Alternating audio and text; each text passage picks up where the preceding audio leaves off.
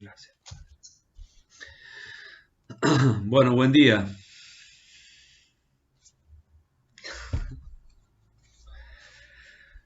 Ahí está. ¿Qué pasa? Que mi familia no está conectada, no la veo. Por lo menos la quería ver a mi hija. Bueno, no aparece. Buen día, iglesia. ¿Cómo están, hermanos? Bueno, es un gusto, es un placer. Pasé esta semana pasada, estuve por allí al menos 2 días. No tuve la oportunidad quería encontrarme con Manuel, quizás con algunos hermanos, pero bueno, en medio de la jornada laboral y de las responsabilidades no pudimos coincidir. Eh, Se hace rápido, las visitas se hacen rápidas, ¿no? Uno llega y rápidamente se tiene que ir, así que pude disfrutar brevemente de mi hija y de sus hijas, de mis nietas. Le dejé a mi esposa ahí, se la dejé una semana, así que acá se está acumulando la ropa por lavar y, y la comida ya es bastante rutinaria, ¿no? Así que, bueno, creo que mi hija Virginia va a estar allí a partir del lunes o martes visitando a su hermana y a sus sobrinas. Me gustaría, de ser posible, esta mañana, sé que ustedes todos han silenciado los micrófonos, eh, si lo pudiéramos, si se diera, que esto pudiera ser quizá un poquito más interactivo, de ser posible. Yo sé que este medio de comunicación nos limita bastante. Me gustaría quizá a mí abrir algunas pausas y si puedo yo tener alguna devolución o alguna pregunta o algún añadido a lo que vamos a hablar, me parece que sería más interesante y enriquecería un poco lo que me gustaría compartir y poner el foco sobre algunas cuestiones esta mañana que me parece que son, por lo menos para mí, tienen un carácter indispensable en nuestra comprensión de la iglesia y de nuestra responsabilidad dentro de la iglesia de la que formamos parte. ¿Está bien? ¿Está bien?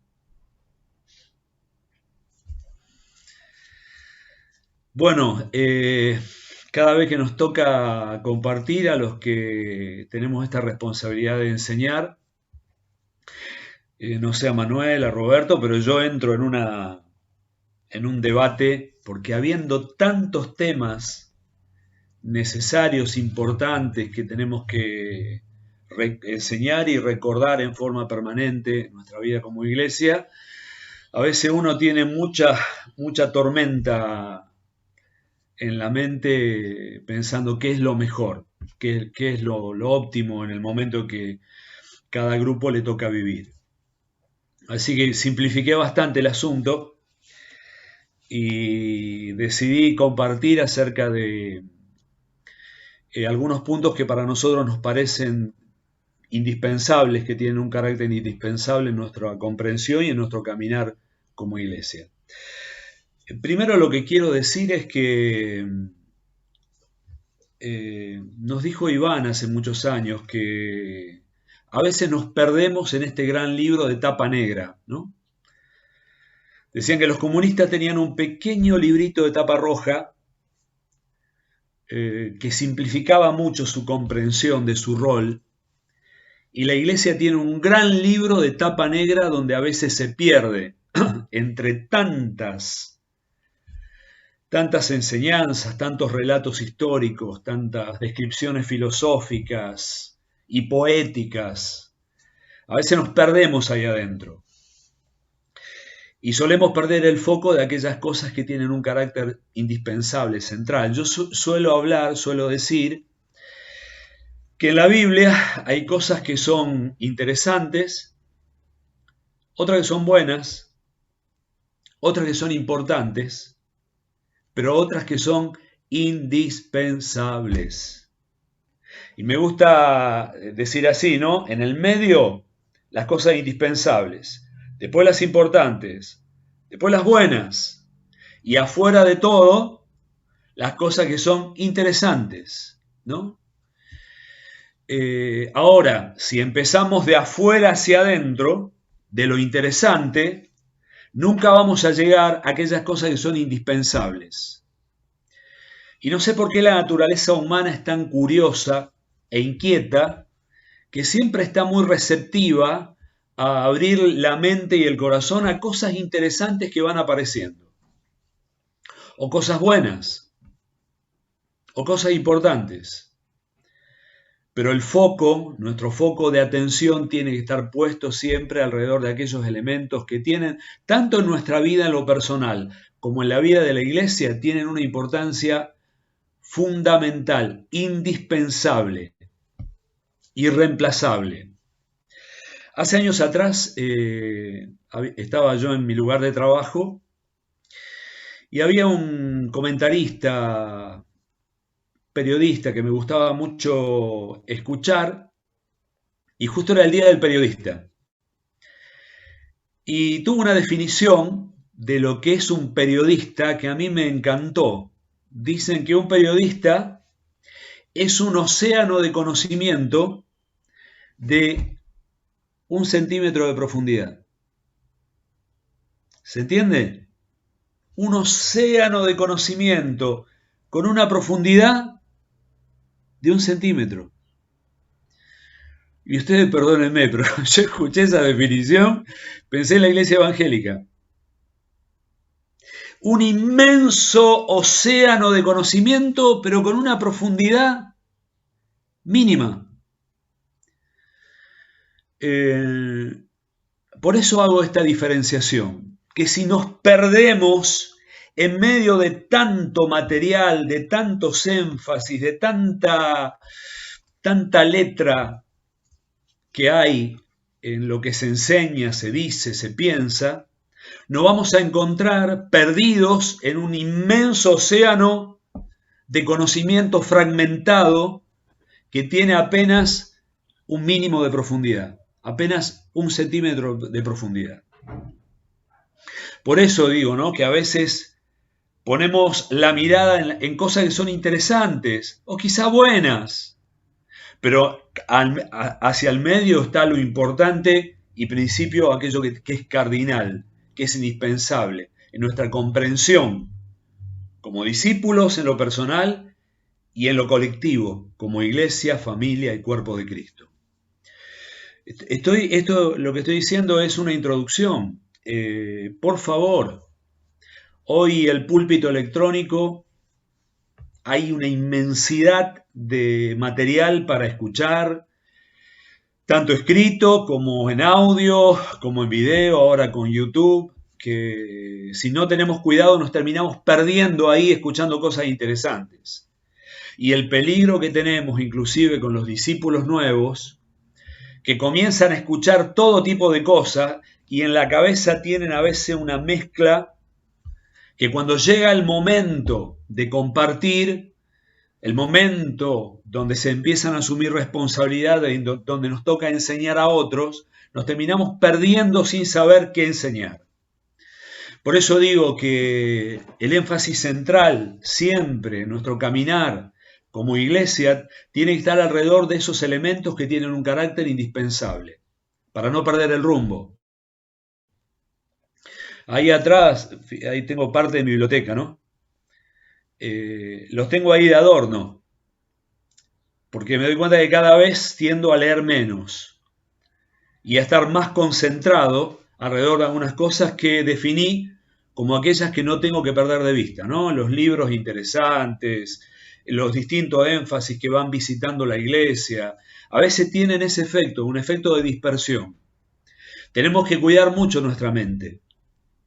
Y tenemos que cuidar la mente de los discípulos nuevos, que en ese primer año, año y medio, quizá 2 años después de convertido, podamos clavar bien fuerte en el pensamiento y en el corazón esas verdades que luego le van a dar estabilidad a su vida espiritual, sin las cuales van a tener una fe a veces sin sustento, o van a tener un caminar un poco errático, sin dirección, porque no han entendido bien hacia dónde tenemos que ir. Y uno de los problemas que suele ocurrir es que esos discípulos que no fueron bien fundamentados en un principio, con el tiempo, cuando tengan que trabajar sobre otros, van a proyectar la misma fragilidad de enseñanza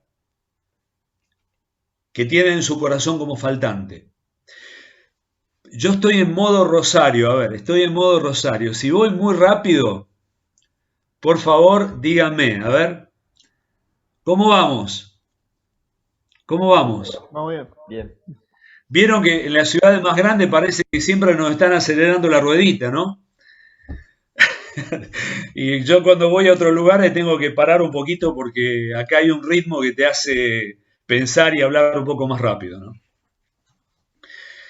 Por eso digo, defendamos nuestra propia mente, cuidemos nuestra vida de pensamiento y defendamos bien la mente de los discípulos y más que nada los discípulos nuevos para que al transcurrir el primer año y medio, 2 años, puedan estar bien fundamentados con todo el consejo de Dios y así vamos a asegurar, va a haber un aseguramiento que luego en la siguiente generación que se añada están bien puestas aquellas estacas, aquellos elementos que le van a dar estabilidad, primero en la vida personal y luego en la vida de la iglesia. Una buena fundamentación va a ser que cuando vengan las tempestades, termina Jesús el Sermón del Monte hablándonos de los 2 cimientos, ¿se acuerdan?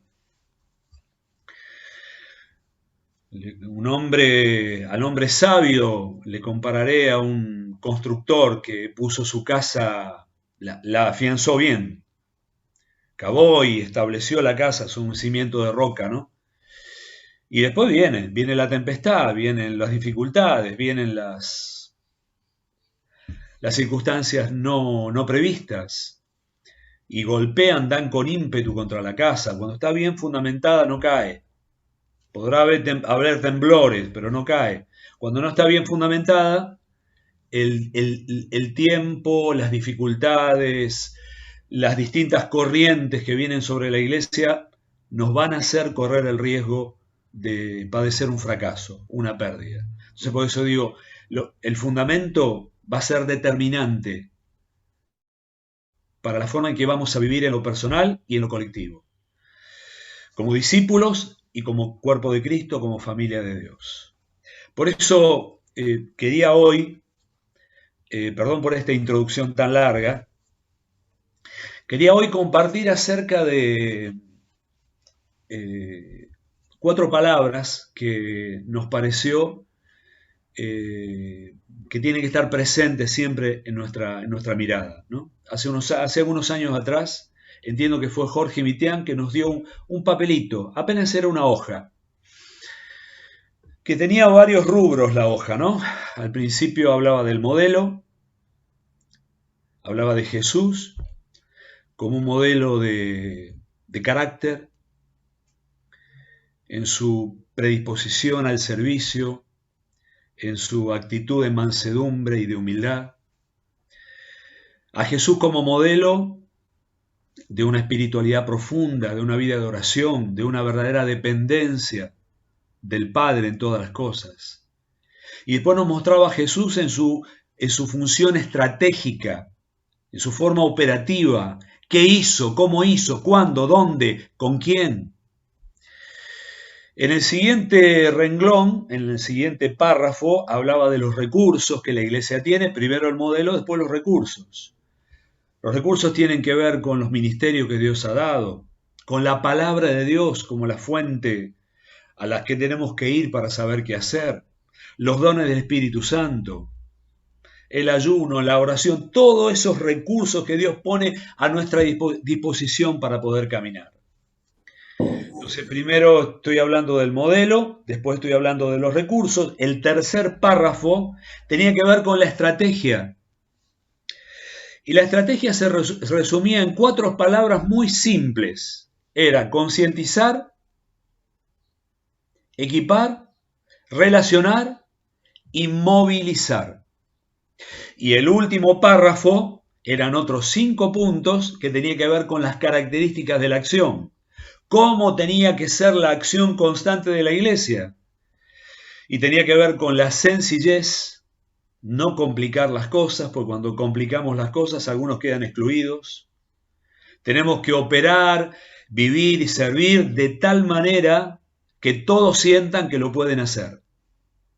Sencillez, concentración, no estar mirando para acá y para allá como hace uno y el otro, sino estar bien enfocados en aquellas cosas que definimos que tenemos que hacer, habiendo tantas cosas que vienen, ¿no? Retiros, seminarios, libros que se ponen de moda, predicadores que se ponen de moda, estar concentrados y estar libres de influencias foráneas que nos distraen.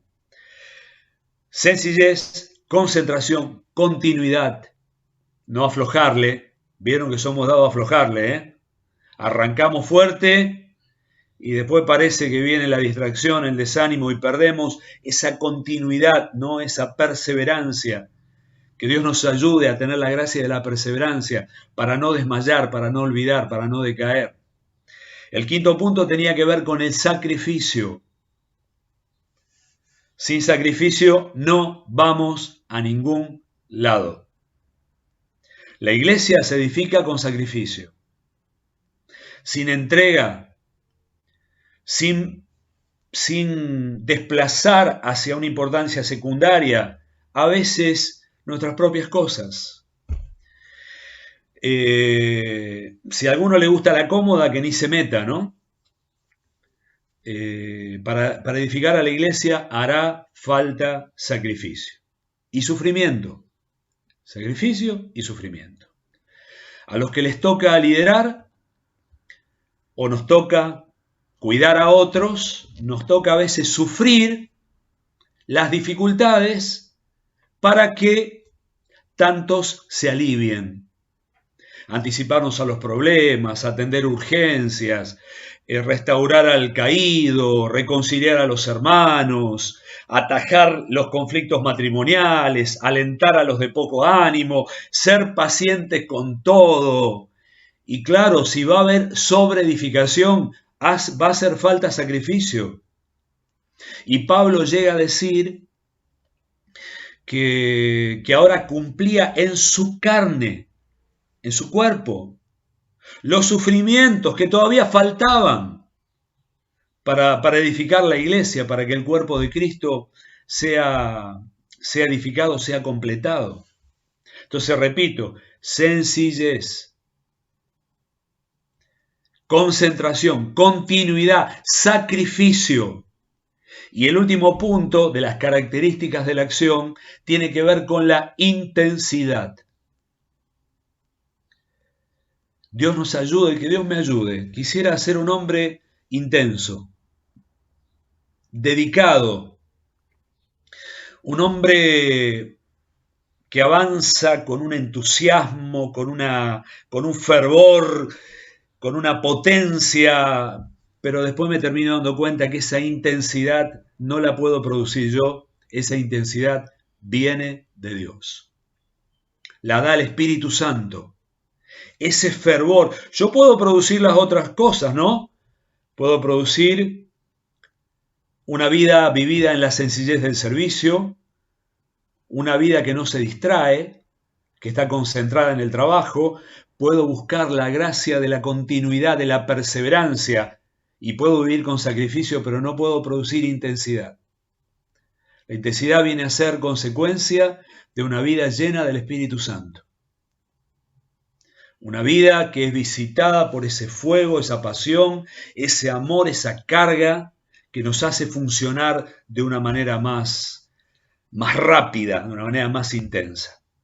Entonces, repito, estoy diciendo muchas cosas, ¿no? Demasiadas cosas para una sola vez. El modelo, los recursos, la estrategia, las características de la acción. Y hoy quería hablar un poquito de las características de la acción. Les confieso que yo descubrí este papelito, esta hojita, que la sigo teniendo muy presente en mi mente, que fue un pequeño escrito que nos había legado años atrás Jorge Mitián. Cuando yo conocí a Marcos Moraes ya hace unos 12 años atrás, teníamos en la granja de rehabilitación un médico, un anestesiólogo que se llamaba Fabián Belay, un amigazo, Y ese hombre había cuidado a Iván cuando Iván estaba muy viejito, que ya no se podía bastar por sí mismo, lo contrataban para que lo cuide durante la noche. Este hombre era un alcohólico bastante perdido, que lo tuvimos en nuestra granja de rehabilitación. Dios obró algo muy hermoso en ese hombre, muy hermoso. Había perdido la familia, estaba viviendo casi como un pordiosero en la calle. A pesar de ser un médico, un anestesiólogo y muy bueno, pero lo había perdido todo, aún en su propia familia. La esposa ya no lo quería ver más. Así que Iván, como lo amaba, lo vino a ver y bueno, ahí lo trajo a estos brasileros que estaban justo visitándolo. Vino ahí Marcos, vino C. María, eran varios de ellos, algunos nombres no recuerdo, y comimos un asado. Asado de carne argentina. Los brasileros no tienen la carne argentina, la calidad de nuestro asado, ¿no? Así que, bueno, ahí estábamos en la mesa y yo no sabía quién era quién y me tocó estar delante de Marco Moraes. Así que ahí empezamos, claro, imagínense un asado con la sobremesa argentina que nos gusta quedarnos ahí a charlar y yo empecé a hablar con Marcos y claro, la charla se empezó a calentar. Y yo le empecé a hacer preguntas y a cuestionarle. Y me empezó yo digo, bueno, me di cuenta enseguida que estaba delante de un hombre de calibre grueso, ¿no? Y él me saca el temita de la hojita de la estrategia de Jorge y me dice, mira, nosotros no salimos nunca de acá. Siempre nuestra mente está dando vuelta alrededor de estas cosas. Y fue como si me hubiesen dado una bofetada que me despertó de pronto y yo digo, ¿y yo qué estoy haciendo? De pronto me miré en ese espejo y me encontré disperso, me encontré mezclado, hasta desorientado en el trabajo que estaba haciendo. Así que, claro, me levanté de comer, nos saludamos y me acerqué a un hermano y digo, che, ¿quién es Marco Moraes? Y tuviste toda la tarde hablando con Marco Moraes. Claro, yo me di cuenta que estaba hablando, me había subido al ring con un peso pesado, ¿no? Y le había querido discutir alguna cosa a Marco. Manuel lo conoce, alguno de ustedes lo conoce, es difícil discutirle algo a Marco, ¿no? Y ahí empezó en mi mente como un proceso de depuración o de ajuste o de poner la mira bien, bien clavada alrededor de esas cosas, como dije antes, que tienen un carácter indispensable para que podamos avanzar como iglesia. Bueno, yo me quiero concentrar hoy en el tercer párrafo. Son las 11:10. ¿Cuánto me pueden llegar a aguantar ustedes? A ver. Todo el tiempo, no hay problema. No me quiero abusar. A este tema de estar por Zoom es un poquito complicado sostener la atención cuando estamos en el cuadradito ese chiquitito viendo a alguien, ¿no? Bueno, las 4 palabras del tercer párrafo de la estrategia dije concientizar, equipar, relacionar, movilizar. Concientizar, equipar, relacionar, movilizar. 4 palabras que las deberíamos tener bien aprendidas. Hace años atrás yo me había concentrado mucho con los hermanos y había hecho, yo llamaba el 3-4-5. El modelo, 3 cosas, Jesús, carácter, espiritualidad, estrategia. El 4 que seguía era la estrategia, concientizar, equipar, relacionar, movilizar, y el 5 eran las características de la acción: sencillez, continuidad, concentración, sacrificio, intensidad. Entonces, cuando decíamos 3, 4, 5, vamos a repasarlo, enseguida todo el mundo sabía de lo que estábamos hablando. Primer punto, concientización. ¿Concientizar de qué? Bueno, concientizarnos de cómo nos ve Dios y qué somos cada uno de nosotros para Dios. Dios nos ha constituido a cada uno de nosotros como actores. Actores que juegan un papel en medio de sus planes. Cada uno de nosotros ha sido constituido por Dios como un sacerdote. Acá tenemos que hablar que estamos en un comunismo de funciones. Todos estamos involucrados en las mismas tareas.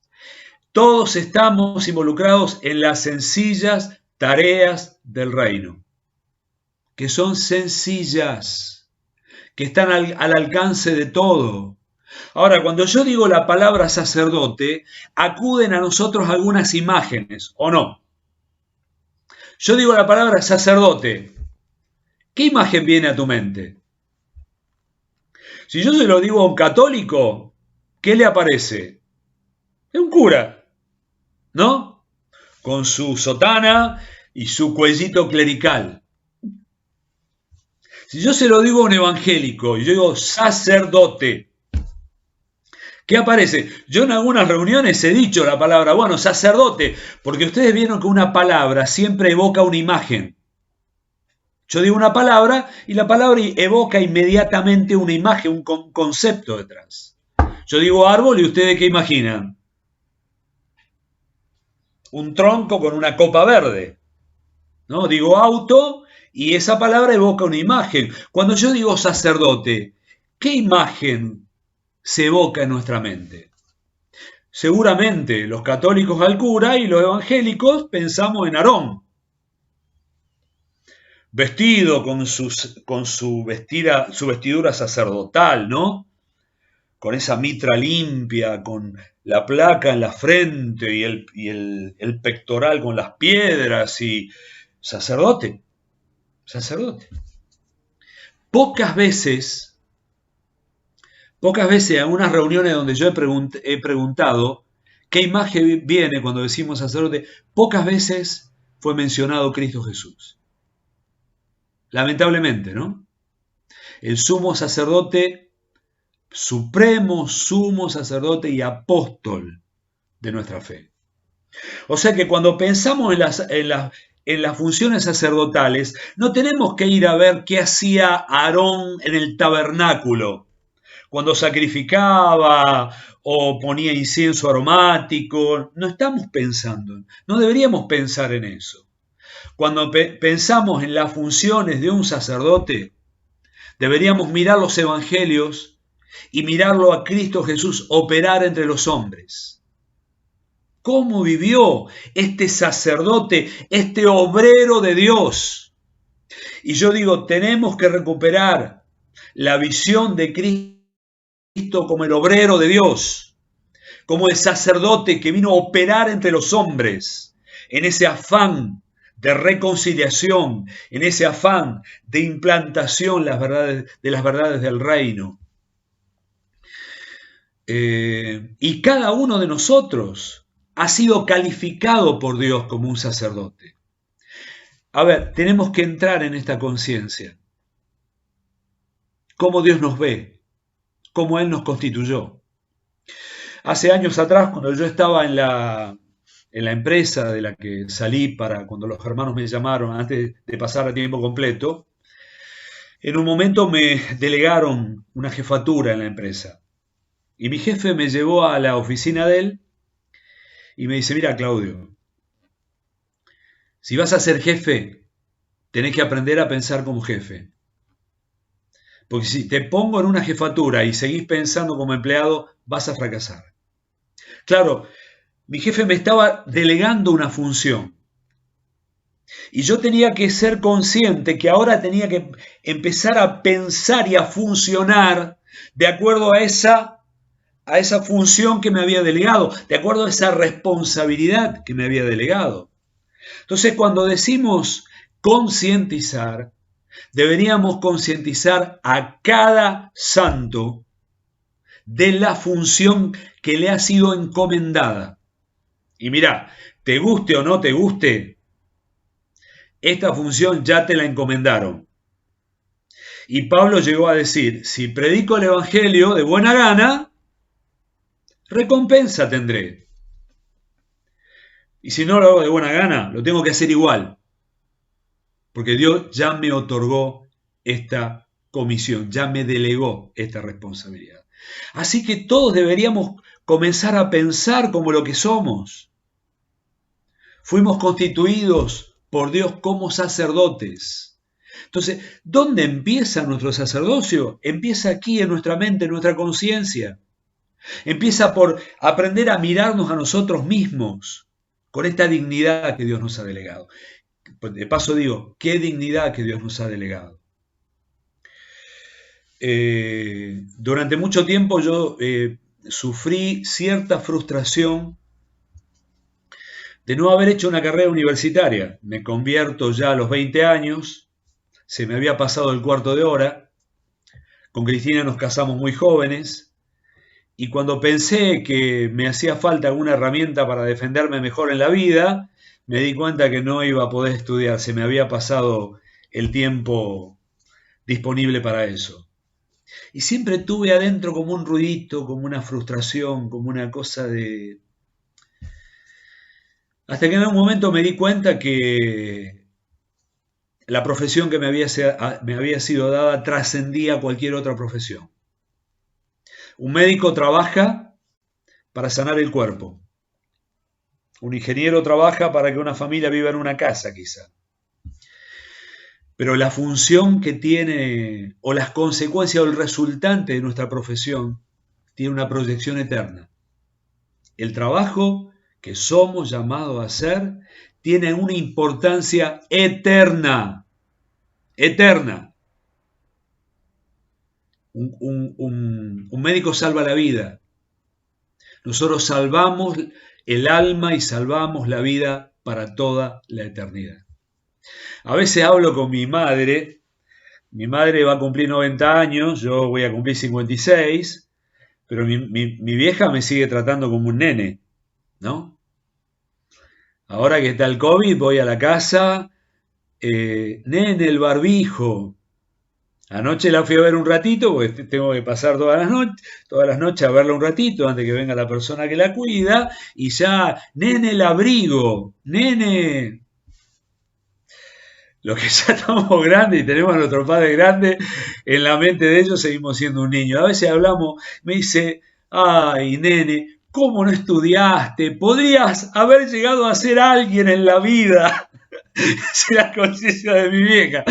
Podrías haber llegado a ser alguien en la vida. Y yo, mamá, alguien en la vida soy, ¿no? Acá estoy, hola. Soy alguien en la vida. ¿Y qué significa ser alguien en la vida? La vanagloria de la vida, ¿no? De tener un título, un nombre, un lugar importante. Bueno, soy alguien en la vida. Soy alguien importante. Soy alguien a quien Dios le ha delegado una enorme responsabilidad de poder actuar en un proyecto que tiene dimensiones eternas. Y gracias a Dios, que de esto nadie queda excluido. Nadie queda excluido. Porque las tareas del reino son bien sencillas, ¿eh? Son bien sencillas. Dios se encargó de simplificar todo el proceso de edificación para que esté al alcance aún de las personas más simples. Y a veces me he dado cuenta con el paso del tiempo que los que mejor se edifican, los más exitosos, tienden a ser los más sencillos. Los que tienen una disposición al servicio, los que aman, los que se comprometen, los que están dispuestos a sufrir. Qué palabra esa, ¿eh? La palabra compromiso. Qué palabra. En un tiempo como este, donde parece que la pandemia nos dejó dispersos, un poco distraídos, un poco acomodados, aplacados, debería volver a aparecer este concepto y esta realidad del compromiso del discípulo, que pone el motor a funcionar. Aunque esté parado, lo pone a andar. Y estos son tiempos donde deberíamos vencer este estado inercial. Dice la física que para mover un cuerpo de un estado inercial hay que aplicarle una fuerza, ¿no? Si algo está detenido y lo querés mover, ¿qué tenés que hacer? Hay que empujarlo. Y si algo está en movimiento y lo querés detener, hay que frenarlo. Y ahora la pandemia nos ha dejado en un estado inercial de lentitud, de detenimiento, de acomodamiento. Va a hacer falta aplicar una fuerza ahí, para salir de este adormecimiento, de este acomodamiento, de esta lentitud. Y hace falta el motor interior del compromiso, de la conciencia, hermano y hermana, no importa la edad que tengas, no importa la formación de estudios o cultural, no importa. Dios nos ha llamado a ser protagonistas y nos ha dignificado. ¿Qué dignidad mayor podemos tener que el Dios de los cielos, que el Dios de la gloria se haya encargado de participarnos en la edificación de esta casa eterna? Por eso digo, nuestra función tiene una proyección que va mucho más allá de cualquier otra función que podemos tener en la vida. Somos llamados a ser sacerdotes. Y creo que lo que nos toca de alguna manera esta tarea de cuidar a otros, de guiar a otros, deberíamos constantemente dignificar el corazón de los hermanos recordándole la alta estima en que Dios los tiene y esta función a la que se los ha delegado. Algo que está muy claro para mí es que todos nos tenemos que mostrar muy sencillos. Resisto fuertemente a los ministerios que hoy se ponen de moda y que brillan con letras y que les gustan los grandes púlpitos y las grandes reuniones, porque sin darnos cuenta a veces eso produce un sentimiento de inferioridad. Algo así como si la mente pensara, él puede porque tiene capacidades, dones, pero yo, con mis limitaciones, mi falta de formación, mi poca inteligencia o mi edad, él puede, es lógico, yo no puedo. Y a veces me doy cuenta que cuando la gente más simple es efectiva en el trabajo, inclusivo, y si este puede, yo también puedo. Que pueda este otro, que es inteligente, que estudió, que tiene capacidades, que tiene fuerza, salud, juventud, es lógico. Pero que pueda este otro, es tan sencillo, tan simple, que logra trabajar bien, llevar fruto y edificar, termino dándome cuenta que es mucho más valioso cuando los más simples logran hacer un buen trabajo porque todos sentimos que lo podemos hacer. Y esta conciencia inclusiva de que todos somos sacerdotes debería flotar en la iglesia, porque ahí nuestro corazón recupera los bríos, recupera el ánimo, recupera la alegría de poder servir. Así nos llama Dios. Así nos llama Dios.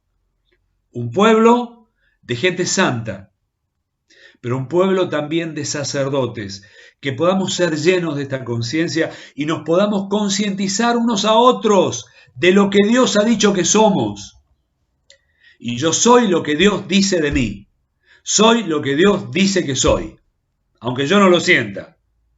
Dios dice que soy un sacerdote, sacerdote del Dios Altísimo. ¿Se acuerdan cuando Abraham se encuentra con Melquisedec? Con ese hombre que tenía una investidura solemne. De tal manera lo impactó este varón a Abraham que le entregó los diezmos de todo lo que había conquistado. Así vos y yo estamos revestidos de una dignidad celestial. Dios nos ha delegado esta gloriosa función de ser los instrumentadores de su palabra, de ser los que hablan en su nombre, de ser los que aman, los que abrazan, los que le representan. Y yo digo, tenemos una urgencia, tenemos una tremenda urgencia en los tiempos que corren, que Dios sea representado con dignidad. Ahí está dando vuelta esta serie, que no la vi, entiendo que está en Netflix, El Reino. ¿Cuántos se enteraron de esto? Ayer tuvimos un día que pasamos juntos con el presbiterio de Rosario y salió el tema. Yo no he visto la serie, pero entiendo que habla muy mal del mundo evangélico. Y algunos decían ahí, algunas cosas que se dicen son ciertas. No todas, porque hay mucha exageración, hay un ataque muy fuerte contra la iglesia. Pero pienso que a veces hay cosas que se dicen que tienen cierta cuota de verdad. Qué responsabilidad para cada uno de nosotros representar a Dios con dignidad, con amor, con honestidad, con sencillez, con una actitud de generosidad y de servicio. Este Dios que es un Dios invisible, intangible, imperceptible para los sentidos humanos, pero te ha delegado a vos y a mí la responsabilidad de representarlo. Tengo que representar a Dios. Y en tu barrio, en tu familia, en tu trabajo, en la universidad o en la escuela, ahí, el nombre de Dios va a ser revelado por la forma en que este pueblo, que la iglesia, le muestre, le manifieste. El segundo punto, el primero era concientizar a todos los santos de esta responsabilidad y esta dignidad de ser sacerdotes que han sido ungidos en esta función. Segundo punto era equipar.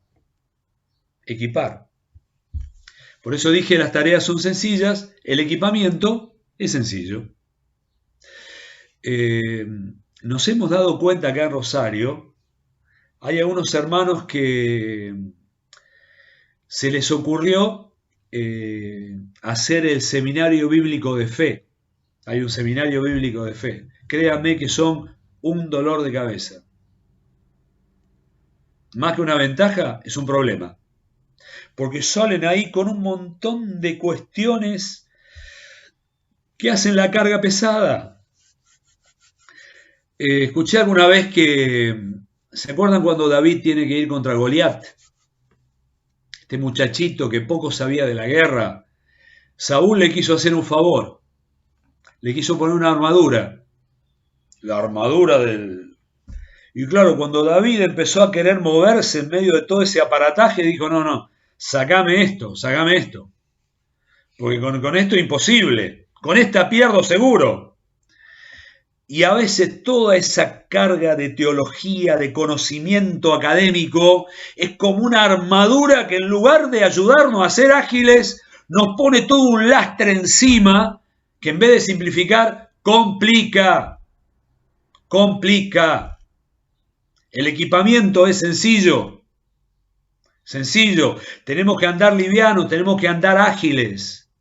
Decime vos, cuando vas a visitar un contacto, si tenés que ponerte abajo el libro de teología sistemática o empezar a explicarle los misterios de la eternidad, hay que ir con la onda de David y las tres piedras, hay que hablar cosas sencillas, las parábolas del reino, el abrazo que es elemento humano, del calor que abraza y que hace ganar el corazón del otro.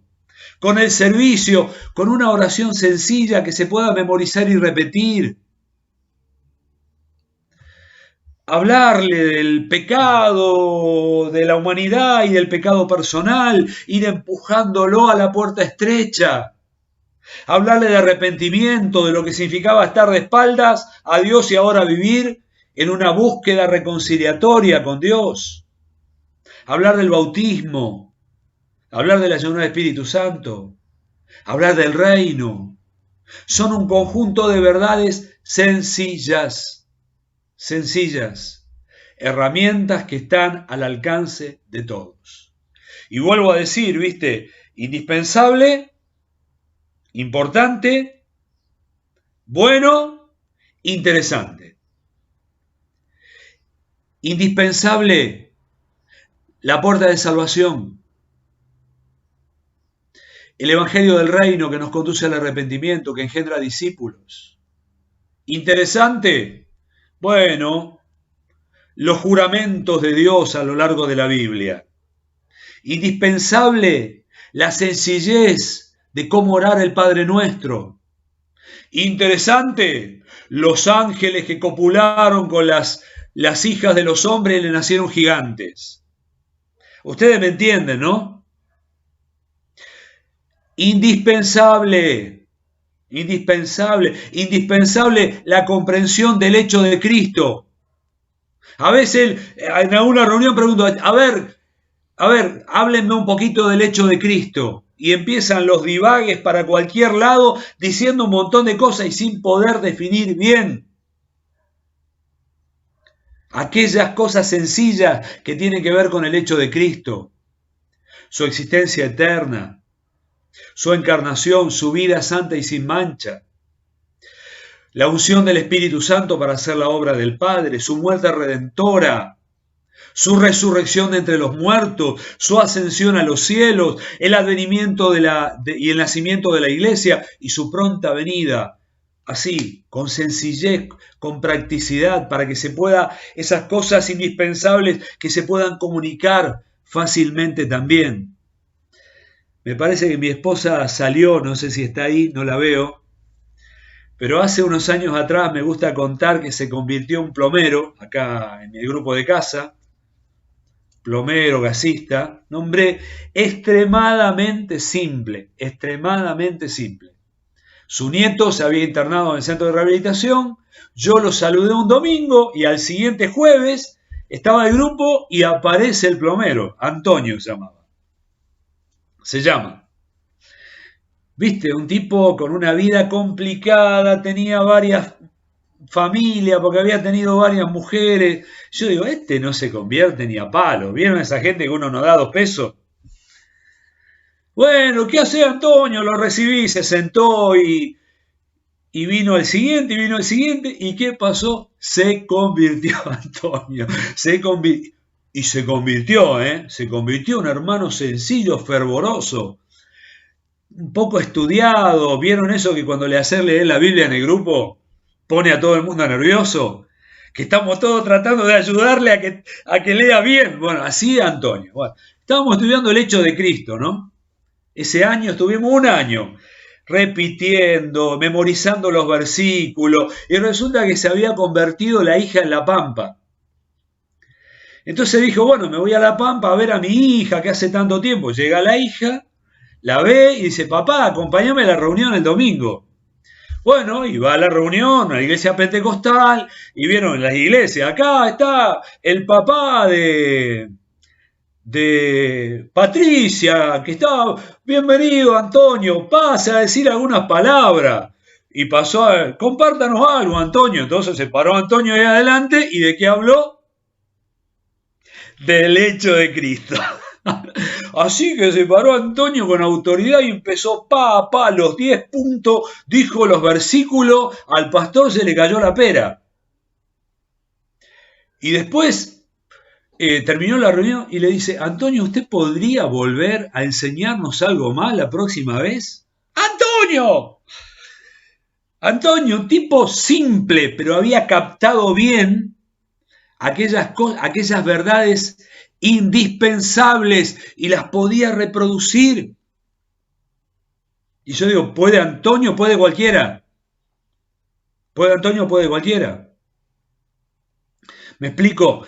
Ese equipamiento, equipar, concientizar, equipar, un equipamiento que está al alcance de todos, verdades sencillas, indispensables, que cualquiera puede agarrar y usarlas en la gracia de Dios. No perdamos la sencillez y no perdamos el foco de aquellas herramientas sencillas pero efectivas que podemos usar para engendrar vida. ¿Por qué digo sencillez? Se debe acordar, Manuel, que hace muchos años atrás, me acuerdo que Iván nos habló de la ley de la siembra y de la riega. ¿En qué consiste parte de ese trabajo? Sembrar y regar, sembrar y regar, sembrar y regar. ¿Cuánto hicieron una germinación? Yo no sé si en el primario se siguen haciendo germinaciones, pero yo cuando era los más jóvenes, ¿qué dicen? A ver, ¿se hacen o no se hacen germinaciones? Las madres que tienen hijos en el primario. Yo me acuerdo que me hicieron hacer la germinación, ¿no? Me lo hacían hacer con era un frasquito de vidrio, un papel secante, arena y los porotitos en la parte externa. Entonces todos los días había que ir poniendo unas gotitas de agua para mantener la humedad. Si no tenía agua, se secaba. Si las pasabas de agua, se pudría. O sea, eran solamente esas pequeñas gotas, o se hacían dentro del algodón, ¿no? Se ponían 2 algodones y uno iba poniendo esas gotitas para mantener la humedad. Pues fíjate que lo único que tenía que hacer yo todos los días era poner ahí las gotitas. El milagro de que una semilla se transforma en una planta, ¿lo hacía yo? Por supuesto que no. Por supuesto que no. Porque esa semillita tenía un tremendo potencial de transformarse en otra cosa. Una semillita. Yo acá en la puerta de mi casa tengo un plátano. Plátano es ese árbol enorme que hace esas bolitas que después se rompen y vuelan para todos lados. Es un problema cuando llega el tiempo de la floración del plátano, porque esas semillas, que son como una cabeza de alfiler, que tiene unos pelitos alrededor para que vuele, se mete por todos lados.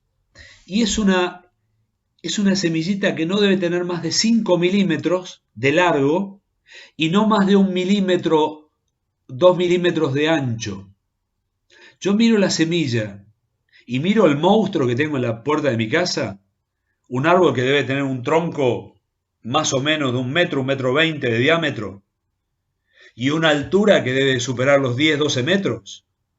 Digo, ¿cómo es que ese árbol está escondido? Ese árbol está escondido en esa semillita. La potencia está en la semilla. No está en el que siembra ni el que riega. Pero si alguien no siembra y alguien no riega, ese potencial que está escondido ahí no se desata. Entonces, la ley de la siembra y de la riega, poner esas gotitas ahí, unas gotitas, todos los días, unas gotitas, mantener la humedad. Una tarea que parece insignificante, sin la cual ese potencial increíble que está dentro de la semilla no se desata. Me he preguntado, ¿qué le da la gallina al huevo para que salga un pollito? La gallina hace el milagro de transformar clara y yema en un pollito. ¿La gallina hace el milagro? La gallina pone el huevo. Y uno rompe el huevo, aparecen esas 2 sustancias gelatinosas. Yo digo, ¿cómo es que de ahí adentro sale esa obra increíble de ingeniería? Se rompe el mismo huevo que tenía yema y clara y sale un ser piando, articulando movimientos. ¿Qué es lo que opera el milagro? Bueno, la gallina se pone sobre el huevo. ¿Cuántos días? ¿Cuántos días? A verlo, gente del campo. 21 días. 21 días. 21 días, dice acá. 21 días, 7 por 3, 21. 21 días, 3 semanitas. Que esa pobre criatura tiene que estar ahí arribita nomás, ¿no? Se aleja un poquito, come y se pone ahí. Y mantiene la tibieza. ¿Cuántos grados tendrá una gallina? ¿Cuántos grados centígrados tendrá? no sé, los seres de sangre caliente, ¿cuánto? 30 grados, 32 grados, el calor de un ave, no sé cuánto será. Pero le da esa tibieza del cuerpo. Y esa tibieza del cuerpo a Dios le alcanza para transformar un simple huevo en un pollito. O sea, qué aporte increíble que hace la gallina. No es que se sienta ahí arriba y se concentra y hace fuerza y el huevo levanta 100 grados centígrados y hierve adentro y ¡pac! Sale un pollito. No le manda rayos gamma. Rayos gamma, ¿se acuerdan de Increíble Hulk? De pronto los rayos gamma hacen que ese hombre se transforme en un monstruo. ¿Qué le da? Nada le da. Le da la tibieza de su cuerpo. ¡Qué trabajo sencillo! ¡Qué trabajo sencillo! Que a Dios le alcanza. Que a Dios le alcanza. Para transformar una semilla en una planta, para transformar un huevo en un ave. La ley de la siembra y de la riega, la sencilla tarea de sembrar y regar, y sembrar y regar, y sembrar y regar. ¿Sí? Predicar el Evangelio y donde aprendió, allí amar, visitar, abrazar, servir, mandar un mensaje de texto, hacer un llamado, tirar un papel bajo la puerta. Esa tarea de sembrar, de dar seguimiento, esas gotitas de agua, que van haciendo que el proceso se complete. Me gusta contar que tengo un amigo, un hermano amado, que fue el que me ganó a mí. Algunos me habrán escuchado este ejemplo, le pido perdón por repetirlo siempre. Pero con David nos juntábamos a orar todas las semanas, un día a la semana, él venía más o menos 4:30 de la mañana a mi casa, 4:30, 5, hasta las 6:30, 7, donde ya había que levantar a los chicos para la escuela, que había que empezar el movimiento, ir al trabajo.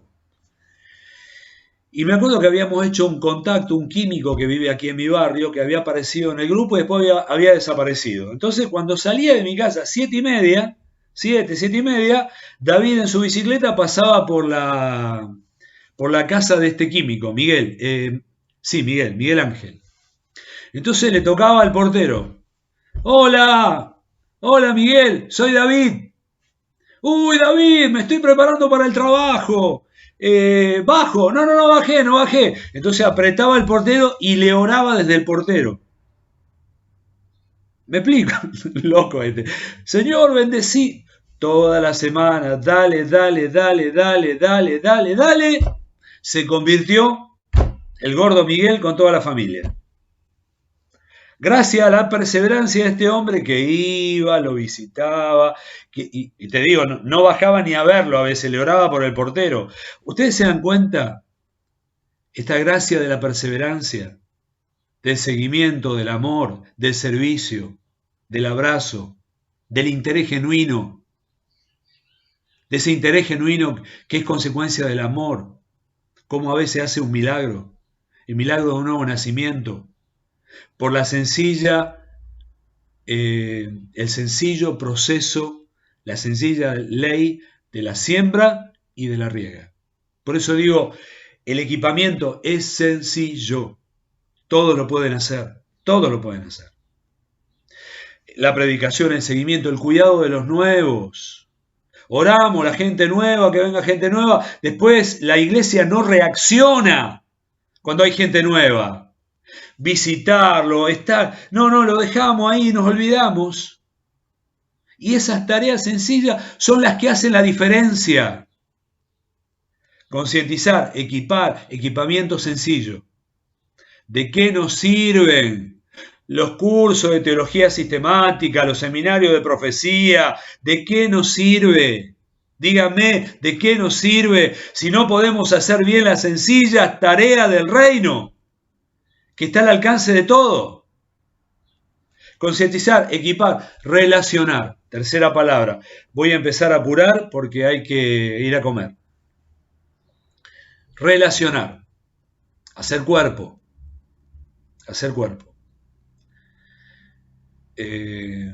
cuando la iglesia no es cuerpo, me pregunto qué es. Ustedes ya conocen todos los ejemplos estos de cuando no somos cuerpo, somos bolsa de miembros. Lo habrán escuchado a Divano cuántas veces hablar de la bolsa de miembros, ¿no? La iglesia no es cuerpo, bolsa de miembros. Monstruo. O es un monstruo. Un monstruo. Imagínense que viene alguien caminando con el ojo acá y la oreja acá, ¿viste? No un cuerpo armoniosamente relacionado y trabado. A veces el cuerpo es un monstruo.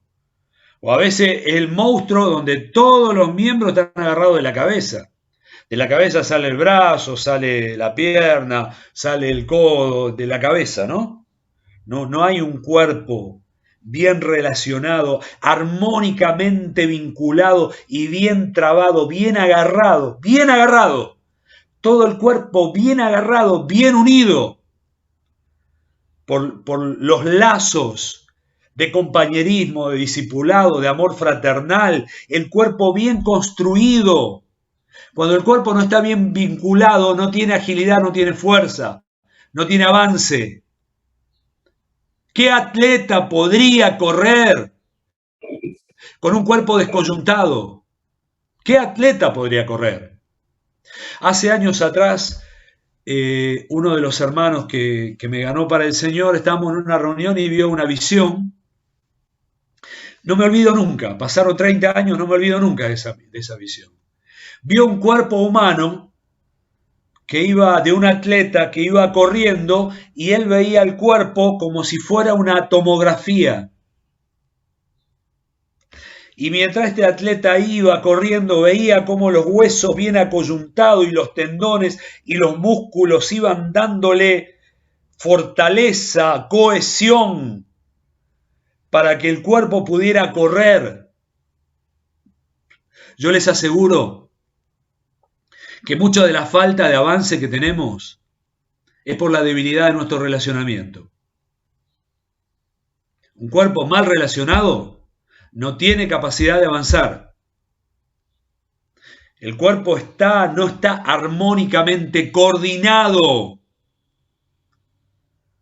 Ustedes vieron a veces lo que ocurre cuando una persona tiene algún problema neurológico, que el cuerpo pierde coordinación. Esa persona no se puede parar, no puede caminar, hasta a veces no puede ni hablar, por la falta de coordinación. Cuando el cuerpo no está bien coordinado, no está bien interrelacionado, armónicamente trabado, con coyunturas y relaciones que están bien vinculadas. Cada hueso con su hueso, cada hermano mirando y siguiendo a alguien. Y detrás de este hermano otro alguien que le sigue. En una especie de movimiento que va proyectándose a lo largo de generaciones, donde el cuerpo va recibiendo la vida, la coordinación, la enseñanza, el amor, para que podamos avanzar, para que haya un avance real. Un avance real. Concientizar, equipar, relacionar. Cuidemos, por favor, la fortaleza de nuestras relaciones. Relaciones sin frecuencias son relaciones debilitadas. ¿Viste? Estamos coordinados y nos vemos cuando coincide. Cada 15 días, una vez por mes. Y parece que yo ya no necesito. Ya está, ya aprendí todo. Alguien diría que tantos encuentros son pérdida de tiempo. Pero los encuentros frecuentes, semanales o quincenales cuando la cosa está muy complicada, pero no más que eso es lo que dan verdadera fortaleza, ¿no?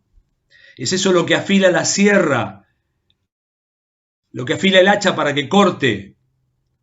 ¿Y vieron cuando vos no afilás el hacha? Tratar de cortar un árbol con el hacha desafilada. Hay mucha fuerza que se le pone y poco avance. Y esa agilidad de relaciones que se vinculan en amor, en espiritualidad, en servicio mutuo, en corrección, en obediencia a la palabra, Eso es lo que mantiene la sierra afilada, lo que mantiene el hacha afilada, para que no pierda efectividad. Concientizar, equipar, relacionar, que nadie se quede suelto solo. Les voy a confesar, acá se paró la cuestión. Yo traté de no parar nunca, todas estas casi ya vamos para 2 años de pandemia, pero la realidad es que nos ha tenido encerrados, distantes, con reunirnos poco en lo presencial. Entonces algunos grupos arrancaron rápido, otros grupos no arrancan rápido. Mi grupo familiar aquí en casa no arranca rápido. Así que yo, claro, salí el viernes, estuve con los hermanos de la ciudad de Córdoba, después visité ahí a los parientes de los Lima, en Salzacate. Estuve el lunes y martes en San Luis, el miércoles salí para visitar unos hermanos en Río Tercero. Tuve ahí un día bien apretado, me acosté 2 de la mañana, el hermano se tenía que ir a trabajar a las 6, así que me levanté a las 6 y salí viaje hacia Rosario. Me iba durmiendo en el camino, tuve que parar a una estación de servicio, dormí un poquito, arranqué, llegué más o menos 2 de la tarde, tenía una reunión esa tarde que me había olvidado, y claro, tenía grupo familiar, el grupo de casa se reúne hace históricamente 30 años los días jueves. Bueno, digo, hago un esfuerzo, me sentí tentado a suspender el grupo, digo, no. Digo, hermano, los espero en casa, estábamos, claro, un grupo de 20, más o menos, cayeron 8. Entonces empiezo, ¿qué pasó? Ay, vino mi hija a mi casa, ay, estaba cansado. Te digo, me salían humo de las orejas. Vengo de viaje, 4 horas dormido.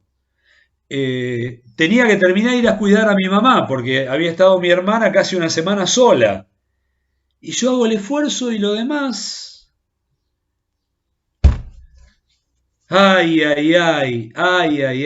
Los encuentros. Todos tenemos que priorizar nuestros encuentros. Ahí hice una amenaza de cierre de grupo. Muchachos, si no se ponen media pila, lo cierro el grupo, porque cosas para hacer tengo un montón, ¿eh? Así que, si ustedes no se ponen media pila, lo cierro el grupo. Porque ustedes no pueden tener un nivel de compromiso inferior al mío. Todos tenemos familia, hijos, estamos cansados, nos enfermamos, tenemos días complicados. Y yo hace 35 años que ordeno mi semana para estar acá recibiéndolos. También tengo madre, tengo hijos, tengo todo lo que ustedes tienen. Me enfermo, me canso. Así que mi compromiso no puede ser inferior al de ustedes. Ahí hay un compromiso mutuo. Ordenemos la semana. Prioricemos, agarrar la agenda. No pude, no coincidió, estoy cansado, se me complicó. Los encuentros tienen que ocurrir. El relacionamiento del cuerpo es fundamental, no es secundario. Nos debilitamos, nos dispersamos, perdemos energía. Cuidemos nuestro relacionamiento. Y te digo, sin frecuencia no hay influencia. No vas a afectar la vida de una persona viéndola una vez por mes. Vas a afectar la vida de esa persona influenciándola frecuentemente. Sin frecuencia no hay influencia.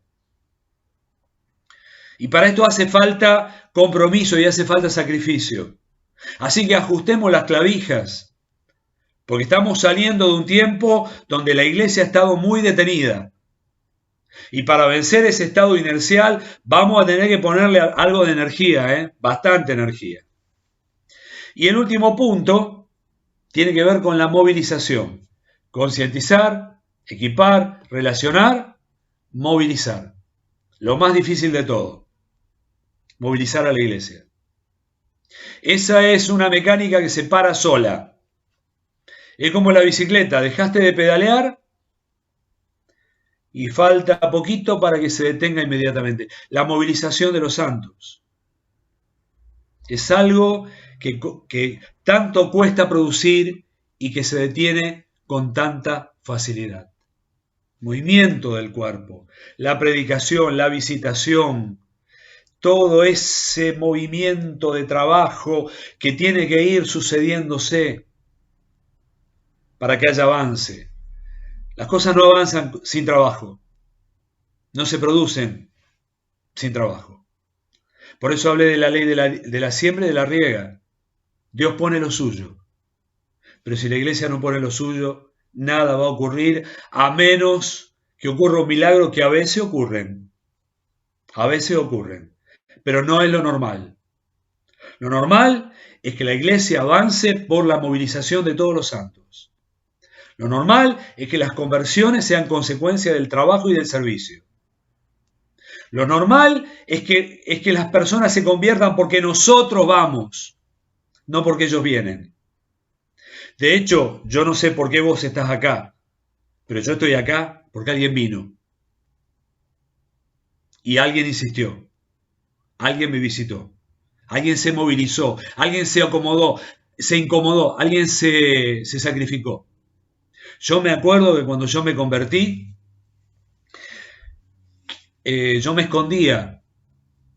Me tocaba timbre el hermano y tocaba timbre y tocaba timbre y tocaba timbre. Y me acuerdo que mi casa tenía una puerta con vidrios. No era esa puerta que... Entonces vieron que cuando uno está frente a una casa que tiene una puerta de vidrio, fácilmente se ve del otro lado si hay alguien o no. Así que yo me escondía así, miraba, digo, este plomazo, ¿cuándo se va? ¿Cuándo se va? Y tocaban timbre y me esperaban y me esperaban. ¿Viste? Y yo, ¿viste? Che, fui a tu casa, yo no estaba. Mentira, yo sí estaba. Me arrepentí, ya no miento más, y después la otra semana, y la otra semana, y la otra semana. Y yo tenía un negocio, y venían a la tarde, y vinieron, hasta que un día orando cayó el Espíritu Santo sobre mí. Y ya no hubo que venir a buscarme, ahora iba yo. Pero alguien vino, alguien se movilizó. Y las cosas no van a ocurrir si la iglesia no se moviliza. Entonces, acá hay una responsabilidad y un guante que tenemos que levantar y una responsabilidad que tenemos que asumir. Por eso yo cuando hablé de la continuidad, digo que el Señor nos dé la gracia de la perseverancia. Porque tendemos a decaer. Hacemos un proyecto y comienzan 20, pasaron 2 meses y quedaron 3. Porque la perseverancia es una gracia. Es una gracia que Dios nos tiene que conceder, sin la cual no van a ocurrir grandes cosas. Nada va a ocurrir sin oración. Nada va a ocurrir sin oración. Y nada va a ocurrir sin trabajo. Nada va a ocurrir sin que haya una siembra y que haya una riega. Entonces estoy definiendo estas 4 palabras. Son 4 palabras sencillas, muy sencillas, que hacen a esta estrategia que nos hace progresar, que nos hace ir adelante. Primero era concientizar, equipar. Todos somos sacerdotes, todos podemos tomar las sencillas herramientas del reino.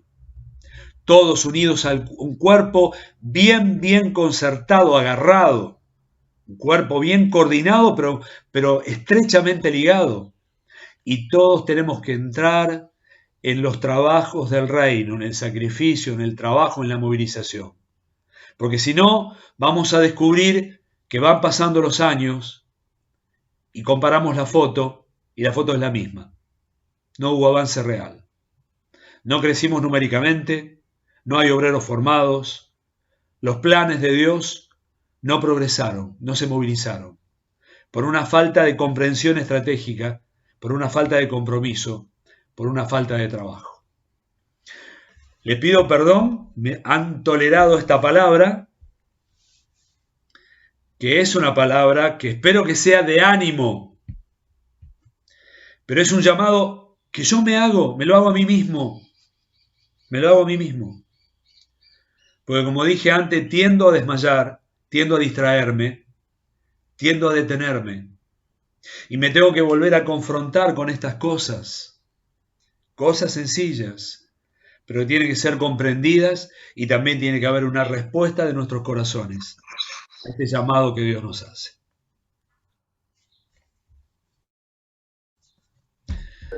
Amén. Manuel, te lo dejo a vos ahora. Amén.